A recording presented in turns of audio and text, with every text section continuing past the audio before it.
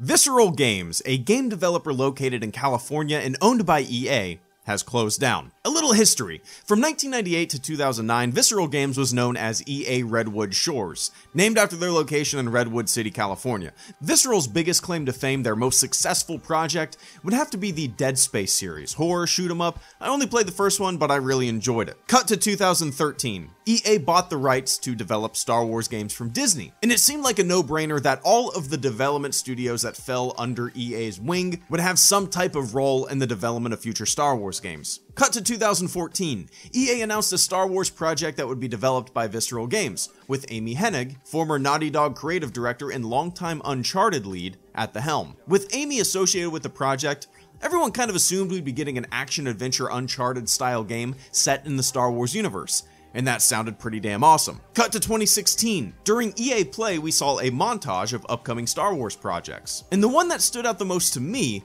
was the game that was being developed by Visceral. We only saw a piece of concept art and then a super short clip from the game itself that showed off the in-game engine. And this tiny little, super short clip was enough to wet my whistle and get me extremely excited for the game. Without any knowledge of what this game would actually be like, it instantly became my most anticipated game. And then after that clip was shown at EA Play, silence. Nothing was ever really put out about the game again. Cut to October 17th, 2017. EA announced that they were going to close Visceral Games. This news came with an official statement from EA about the Star Wars game that Visceral was working on. Quote, "Our Visceral studio has been developing an action-adventure title set in the Star Wars universe. In its current form, it was shaping up to be a story-based linear adventure game. Throughout the development process, we have been testing the game concept with players, listening to the feedback about what and how they want to play, and closely tracking fundamental shifts in the marketplace. It has become clear that to deliver an experience that players will want to come back to and enjoy for a long time to come, we needed to pivot the design. We will maintain the stunning visuals, authenticity in the Star Wars universe,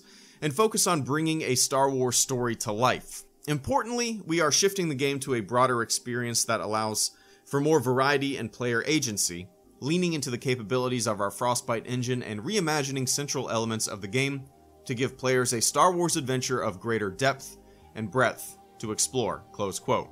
Alright, there's a lot of vague gobbledygook in that statement. What really bums me out about all of this is that it seems like EA is going to be completely changing what the game is.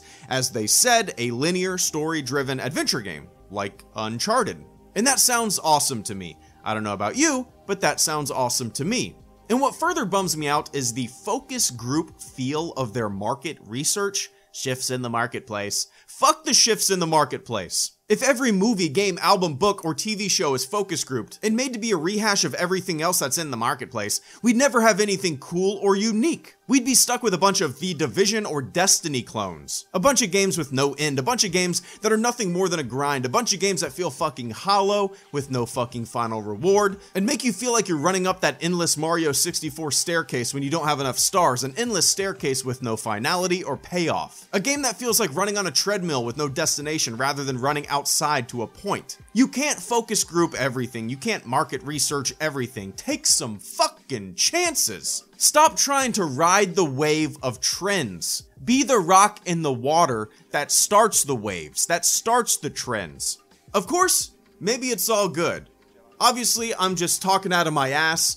None of us have touched the game. But this statement, the whole shifts in the marketplace, whatever. Hopefully the game will keep its original, linear adventure feel. I sure hope so. The game's development will now be led by EA Vancouver. And that's the thing.